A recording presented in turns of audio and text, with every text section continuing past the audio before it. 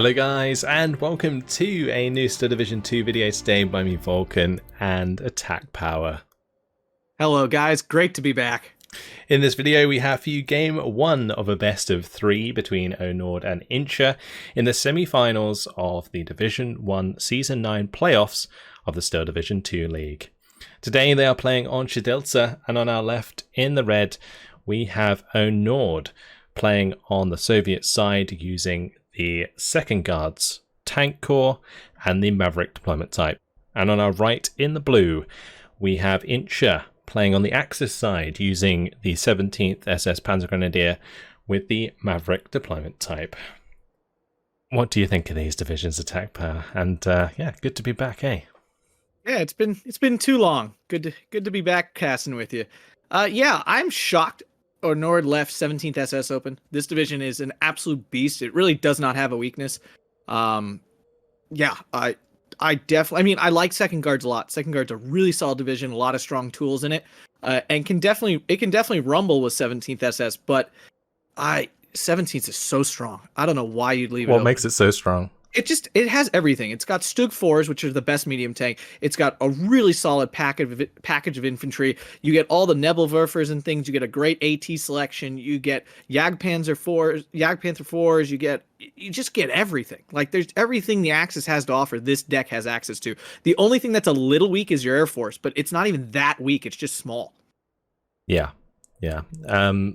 17th SS is just such a solid all-round division, yeah. Second Guards tank, though, is not something that I've seen played competitively for a while, though. Why do you think he's playing that? It's got the T-34-85s counter the Stug 4s quite well. They can definitely rumble with those quite well. They also have the 2K range, so, second can really dominate this middle area here. You get the PE2s as well, very strong bombers. 17th has good AA, but it's not overwhelmingly powerful AA, so it's limited, good in what it is, but limited in numbers. So he might be able to overwhelm that way. The infantry are solid. You get great support weapons. You also get the ISU 152, which is a really powerful 2K range HE weapon. So I definitely imagine he's going to try to dominate this middle, because while 17th SS, the one thing it kind of is missing is a lot of 2K stuff. It has some. It's got IG-33s. It's got the Krupp, one card of them, but it's not like flush with 2K stuff. Yeah. Well, against a division with less armor, it can definitely dominate the open ground with, the Yes. IGs and its Pack 40s and Pack 43s. But yeah, against a division that has specialist HE equipment itself, especially like these Soviet divisions that have like the ISU 152 or any division that has like an SU 152, they are very good at dealing with the support weapons that the 17th has to bring. But we have the game underway, so let's just have a quick look at what's going down. On the top for Onord, Flamer and an OB. For the sort of top mid, we've got the OB-25 SG-43, a Razvedka Avto ZIS-2 and a T-34. For the very middle, we have an OB, a Razvedka, an AA piece. That's going to be a 25mm with a Gvardia and an ISU as well. Nice. Avto on the bottom side, it's going to be SG, Oknemachiki, plenty of guards, Razvedka. On the side of Insha at the top, he has the SPW 233, a couple of MGs, some Legionaries, and the Volksdeutsche. Then we have MG Panzergrenz, Volksdeutsche, and the Pack 40 for the mid, couple of armored cars, 231, 233, Pioneer with the other unit there. There's going to be Volksdeutsche, Pioneer, and on the bottom side, just more infantry, Panzergrenz, Volksdeutsche, same old stuff with the Pioneer Führer there as well. So yeah, combat happening quick here. These SPW 233s with their long range, being able to reach out and kind of pressure these OBs. OB-25's really strong support guns, really. I feel like their AP damage is so absurdly good, despite what the card says. They seem to kill everything. Yeah, nice kill on the top already by the 233. Takes out one of the OBs early on. One thing that the OB will struggle for with its heat round is accuracy, so it's going to struggle to hit the 233s at max range, whilst the 233 doesn't have to really be that accurate with its HE round to kill the support weapon, so doing a good job. Also going to be able to take care of this flamer unit quite easily on the top side, but a P2 already coming in from Onord. Yeah, it looks like it's going after these infantry, and in the center here, Insha already making a nice push, grabbing this flag. ISU 152 is now in position, but it looks like it might be having some depression issues. And I'm not talking about the sad ones. I'm talking about the gun ones here that are so prevalent on this map. You just have to be so careful on this map. Anytime a vehicle's on a hill, it's going to have these problems. It's not going to fire. Yeah, if it's like too steep, then it won't be able to get its gun up enough to take the shot. So he either wants to get on the road, which is a bit more level, or move up and down that cliff a bit. Because he was trying to shoot at the 233 the entire time, but not a single shot was fired.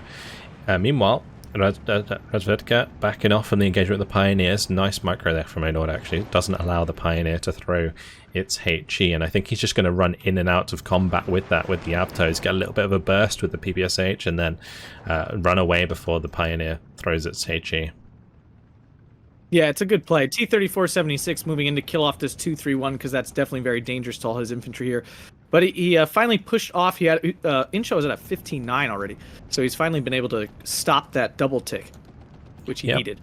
231 takes out the MG in the light cover, but the T-34 definitely going to be trying to chase that down to finish it off. It should be able to start moving and try and kill it, but yeah, the 231 lucky to get away there. Unfortunately, it's going to run out of ground, and the T-34 will just catch up to it. He can just like literally give that a move order right up next to it. Doesn't even matter. ISU 152 in the meantime in the mid, wasting quite a lot of HE shells, just like continuing the fire position order that forced the Panzergrens back. And on the bottom side, we finally got a little bit of an engagement going on here as Onord's guards move up. Maybe a little bit of a mistake keeping his guards so close together. Having a couple of infantry squads overlapped like that does give extra suppression, because these MGs will like spread that suppression over 2 squads rather than just one. And now we've got the BF-109 coming in with the 210mm rocket, definitely going to keep them on the retreat. Yeah, they dodged all the damage, though.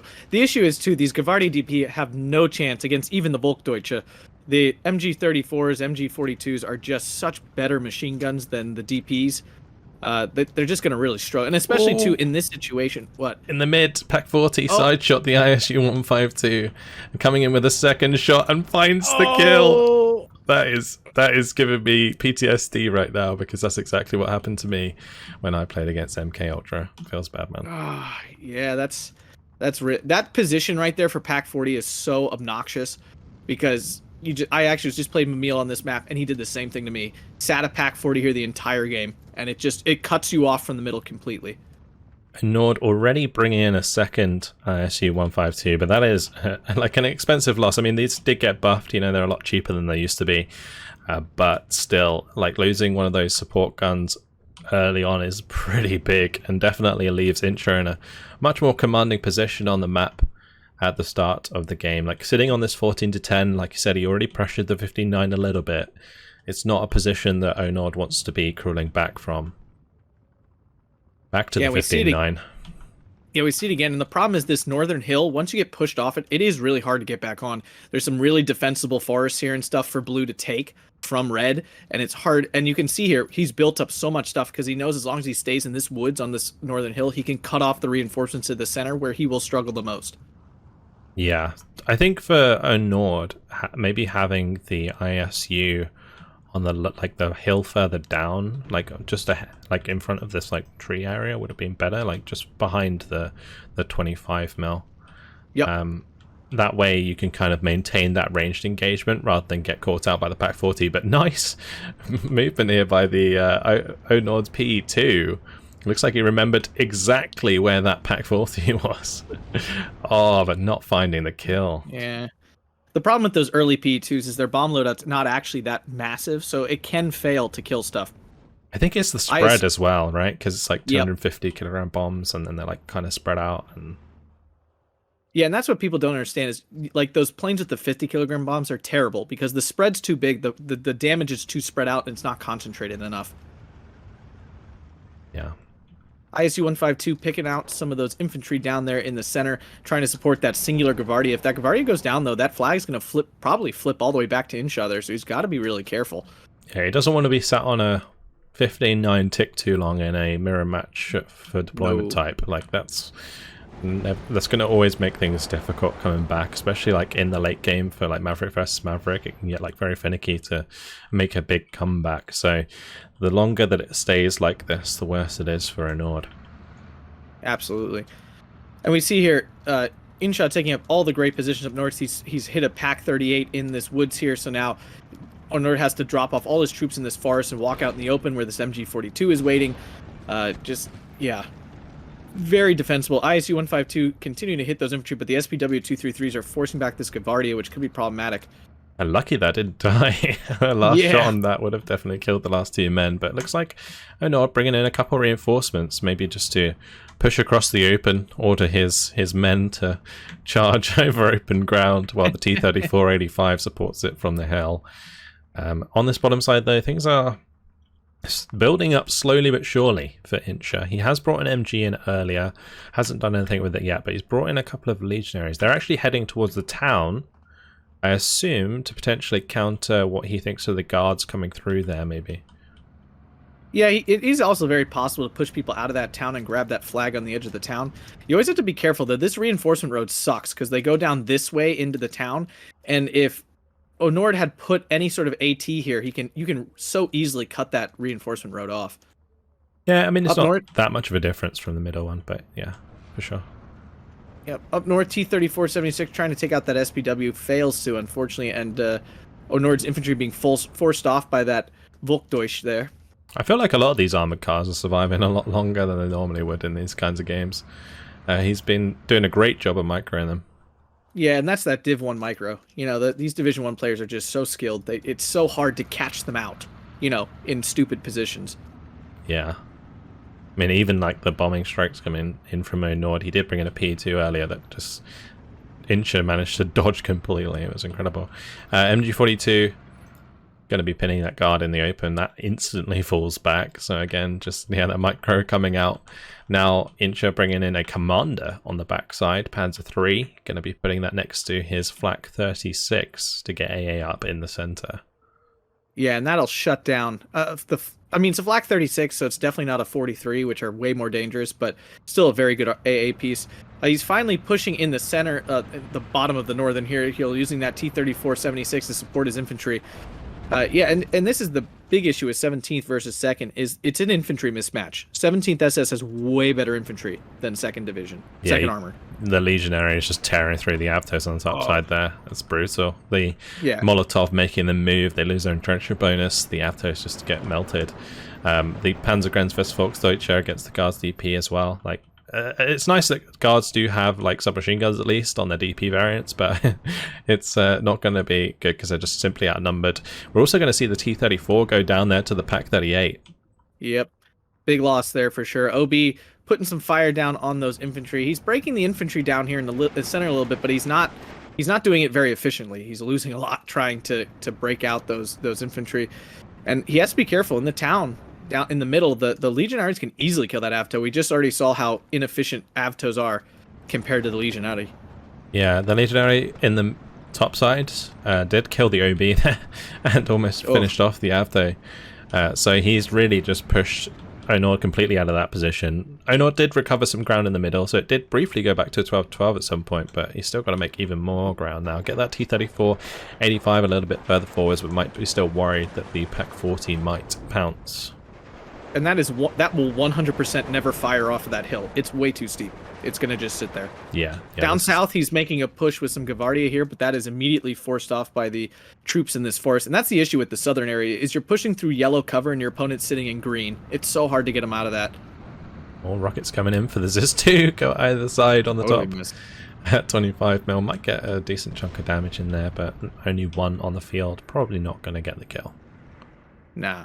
Enough to spread the rockets out and make them ineffective, though. These SPW 233s absolutely chunking these infantry. He really needs to move this freaking T-34-85 up. He can, like, move it into the center, but, like, stay away from that forest where the Pack 40 was. Yep, 231 there, charging really, really deep. Does get taken out, but Pioneer's going to take out Rozvedka. Legionary's taking out Avtos. Doing pretty well there on the top side. On the bottom, another PE2 came in for a bombing strike, but completely whiffed. Those PE2s haven't really been very impressive so far. Like, they're I was trying to check their payload, and they're like 6 100-kilogram bomb payload. Yeah. And they, just haven't really been doing any damage, and haven't really been pinning anything at decisive moments yet. Yeah, and the problem is second guard really leans on those PE2s to help support their infantry, because again, their infantry aren't that strong. So you need these PE2s to take out key support weapons and infantry blobs and such, and so far they haven't done that. Yeah, on the bottom side, the OB getting very low when the Pioneer opened up on it. It looks like basically Onord here, he's trying to opt for engaging through the open rather than through the light cover, but the Panzerkranz just destroying that OB is not very helpful. Yeah. PE2 coming again with more 100 kilogram bombs, this time looking for the Panzerkranz squad trying to save his OB, but of course that was a bit late, even though the squad does go down, but that's the sort of strikes that we need to see, but we haven't seen much of so far. Yeah, and it looks like he brought his Tankos. We are in Phase B now, so he brought his Tanko card in Phase B, which means we now have definitely significantly better CQC infantry coming from second guard with the Molotovs. You know, Avtos really are bad when it comes down to it. Tankos are very solid with their Molotovs. Once they lose the Molotovs, they're kind of bad too. But Stug 4 in the center now. We're finally seeing some armor out of Onord that isn't light armor, and we see an SDKFZ-71 up north too. He's really trying to cut off these PE2 strikes because he knows how key they are to Onord's plan. This Tanko down south pushing all the way. He's going the distance. Yep, it's just going to drive all the way up to that flag, try and stop himself bleeding tickets for a little bit longer, so it gives him more time to come back into the game. But yeah, the Tanko's not really in the right place. I mean, they can definitely kill the MG and the Volksdeutsche, but they are kind of just conceding the flag further up because there's nothing there to contest them now. Yeah, I thought that SDKFZ-71 was going to delete that Tanko, but it got out of line of sight. Up north, back on the hill, Volksdeutsche and Legionati trying to push through these Ognemanchiki, but the Ognemanchiki, with two of them, actually are able to beat the Legionati and fight back that Volksdeutsche. So finally some nice infantry combat there for Onord, taking that advantage. And we've now got off-map in as well. 152 mil off-map coming in to try and pin down and deal with some of these Panzerkranz legionaries in the forest there. Then he can push up with the double Avto squad he has, and the last remaining man in that one Avto squad. T-34 is trying to get in position on the bottom side to cut off this road. Yeah, we now see an IG-33 in now, this being the most potent HE weapon. If he brought the B-phase card, that means there's 6 of these coming, so that's quite a fair number, and he can easily dominate that open ground. T-34-85 taking some pot shots here at this Pioneer, and here comes another P-2 bombers. This is the good one. This is the 2 500-kilogram bomb one. We'll see this be much more deadly. He might accidentally pin down his own Avto, though, making it impossible for him to push up here. His P-2 might die to that Flak 36 here as well. Yeah, with the spray from the SDKFZ-71, no, it's way too fast. These freaking PE2s is ridiculous. On the bottom side, JU-87 kills the T-34, 1944. Oof. So no longer any cover for that road. More Tankos coming in here, trying to secure this forest, but this is a lot of 2 vet infantry. Pioneer does get off its HE. Oh, that's crap. Tanko goes down. That's really bad news, because usually the Molotov would stop first. That. Yeah. Yeah. I'm not sure what happened. Maybe I don't know why that would throw first. Maybe he moved him. Maybe he was moving him on accident or something. You know, the Tanko was trying to get into cover, so it was moving to the cover before it threw its grenade. I think it's because the M2 hadn't despawned and it was stood too close, so the Tankos were like moving automatically. But yeah, the T-34 coming in now. The IG's gonna delete that infantry. That poor tanker is point blank. And then in the center, he lost the Gavardia squad that was holding that flag, so we're back to 1410. Another PE2 coming in. The problem is, though, Insha has thickened up his AA. These PE2s, their effectiveness is going to drop very rapidly. The longer this game goes on, like the worse the PE2s get, which is why I was kind of surprised to see him like crutching on them so hard, like early on, because like mid to late game they're just going to become like wasted points. And I feel like in a mirror match of deployment part types, like with the Maverick versus Maverick, you've got to make sure that you have units on the map that can continue to provide value throughout the game. Yep. The other issue, so down south, BF-109 whiffs completely. Onord finally grabbing this flag, and there's no AT here to... Oh, actually, there's a Volksdeutsche there. It does have AT. I'm incorrect about that. The other issue is, though, he just has no support weapons here at all. So this IG-33 now is going to dominate this open area, and there's no AT gun. There's nothing stopping all these reinforcements and infantry. JU-87 coming in the center looking for the T-30-45, but he is backing up, and the 25 mil will stop that. Going deep. Yak-9T coming in to cut that down, but will it be in time, or will the Flak 36 save it? Oh, Onord going to pull away. Did not commit and probably will lose the Yak 9 anyway. Yep. 3 vet, 37 mil. Will it get the last shot on target? No. Yak 90 actually survives. But that is another investment into an aircraft that is just not gonna pay off in the long run. Like Insha has so much more on the map right now. These IGs are like slapping in the middle. He's even brought in like the Pack 43 now in the town. So that can maybe get a kill onto the ISU if that tries to make a bit of aggression there. The T-34-85's got to be really careful because Insha hasn't shown that yet. All big amount of pioneers coming in for this Avto on the bottom side. Poor guy. Save me, no! Oh, he's very dead. Now, on the flip side, though, Onord is on a 13-11. He's got his first lead of the game, despite his current situation looking a little grim. Yeah, I think off-map on the top side here has helped him clean out a couple of these forested areas. So he has managed to take back the flags that he would have otherwise had at the start of the game, that he lost initially to Insha. So that's why it's becoming a bit more even. His Avto moving up in the town is capturing the center flag as well. But he's got to be really careful about these counter pushes, and Insha still has the overall like unit density numbers advantage in across the entire map. So it's only really a matter of time till Insha like decides to make a push in certain areas, and then he'll start to have issues. Oh, Ju-87's getting plenty of shots on target. T-34-85, 1944 going down. Big kill there. 37 mil, just not doing the job. Trying to kill the recon plane, doesn't even get that. That is tough. Oh, that is rough. P2 trying to save the bleeding as all these pioneers start charging forwards. They don't even hit the pioneers with the bombs. Hits the Volksdeutsche, they're going to fall back, but Insha's still going to be able to make plenty of ground here. Can the 3 Tankos be enough to deal with the amount of pioneers that Insha has? Like, I don't think so, but we will have to wait and see. If he sends them in piecemeal like this, then yes, definitely they can. If he actually like sent them all at once, then no. But 3 Tankos versus 2 Pioneers, yeah, easy win there. Although here we see the Pack 43 taking shots at the T-30-45. It cannot see the Krupp. It doesn't have any. There's no recon here. Can't see Jack. So it's just sitting there getting shot. And that Pack 43 will take it out eventually. It finally landed a clean hit, and it's going to get the second one here most likely. Yeah, it took a long time to get a shot on target there, but then landed those last 2 shots when the accuracy was already beefed up. So, yeah, an unfortunate loss there for Onord, as he just didn't see that being fired on, which is a little bit, well, I say a little bit of a mistake, big mistake for Onord to make. And then flew this Yak 9T right into the AA net. It gets like insta-killed. That was...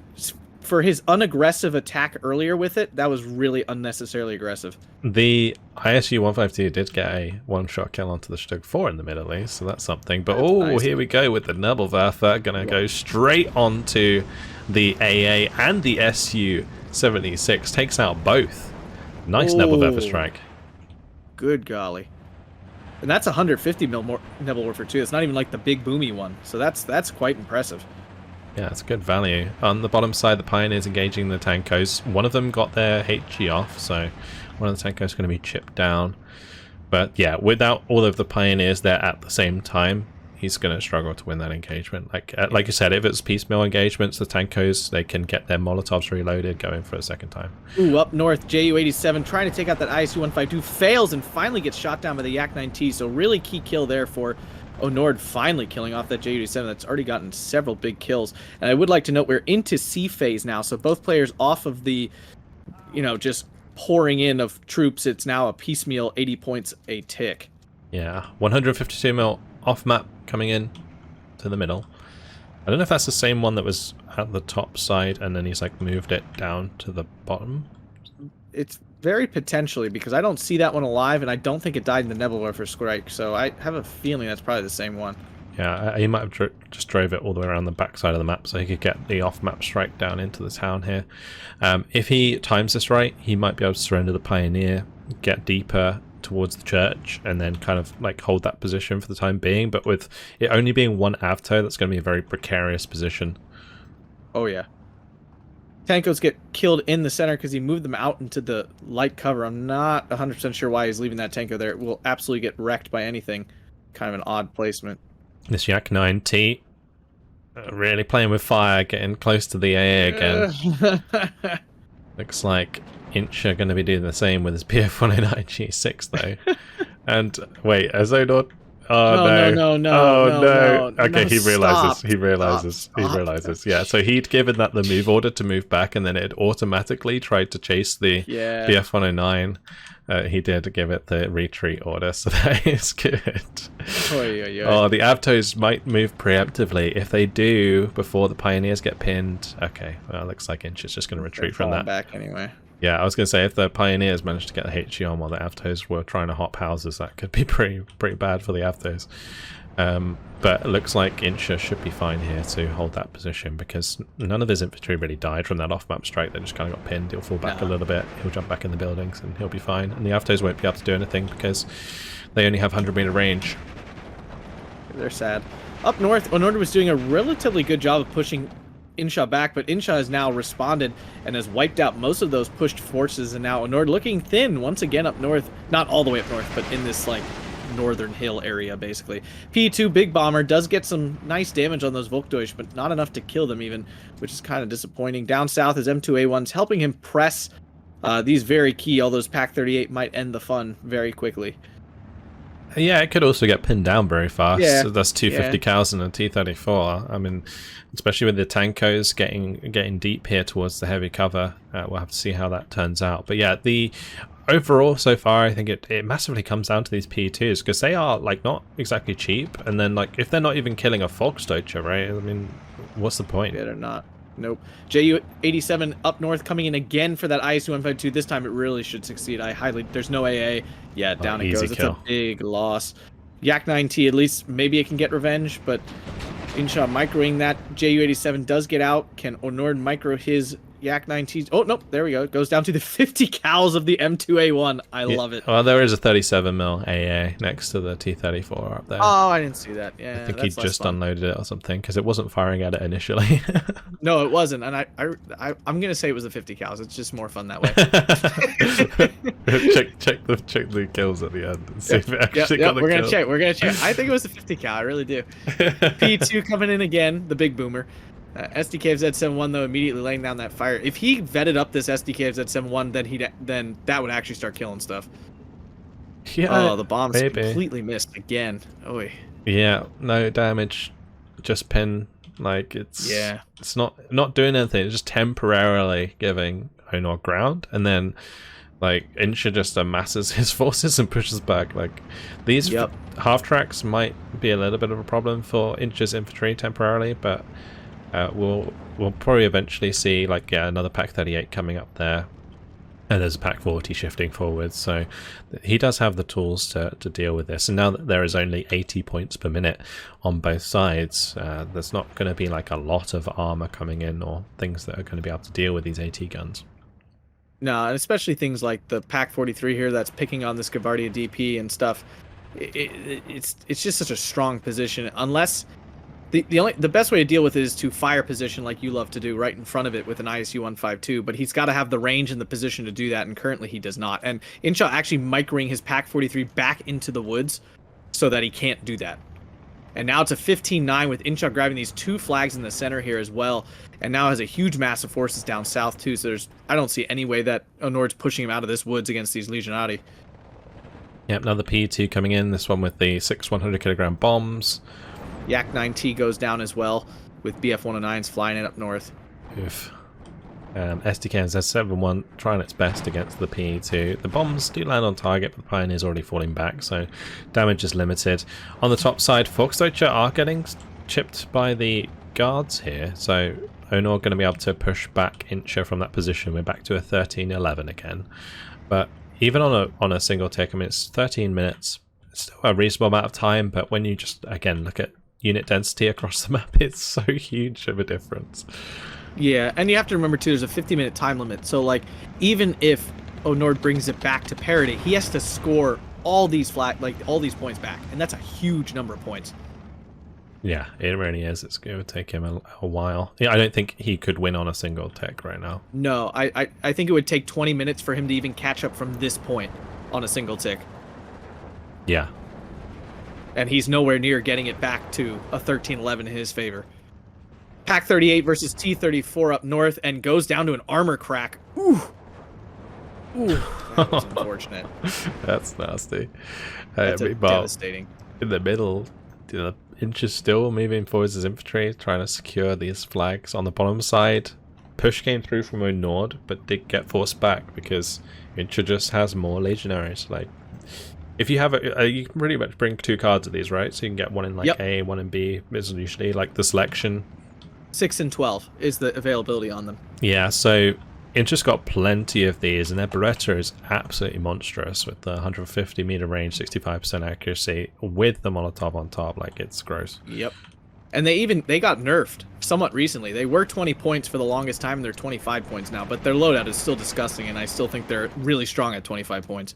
Cheeky kill from Insha. Moves forwards as SDK Z71 takes out a guard unit. That was very, very nice. The guards, because they have DPs, makes it pretty safe for him to do that. They just don't really put out enough damage. Like, if that was MG42s, then like the SDK Z71 would just die. But this poor Soviet infantry really struggling right now against the peak legionaries and Volksdeutsche, and I was going to call the Volksdeutsche elite for a second, but yeah, they're actually disheartened infantry.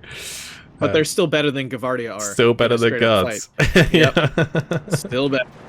Yeah, and it's just, and that's what, as I mentioned at the beginning of the game, there's such a disparity in infantry quality in this fight that it just makes it so hard to win these many patches of forest and things. Down south, Legionaries, Volksdeutsche pushing forward. There's only a T-3476 M2A1 there. If he can get close with any of these infantry to shoot off a Panzerfaust, but decides to abandon ship on that push there. Yak 9T flying into AA again. My goodness, Onord, why are you doing this? Didn't you realize the first time? Why are you doing this? My God. This is the 3rd time he's flown a Yak 9T into AA.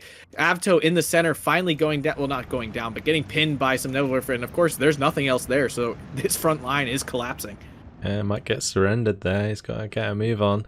But he keeps bringing these Yak 9s to kill off the like these aircraft, the biplanes or whatever they are. Yeah, the recon planes. Yeah, like just this. It's not just like a Storch.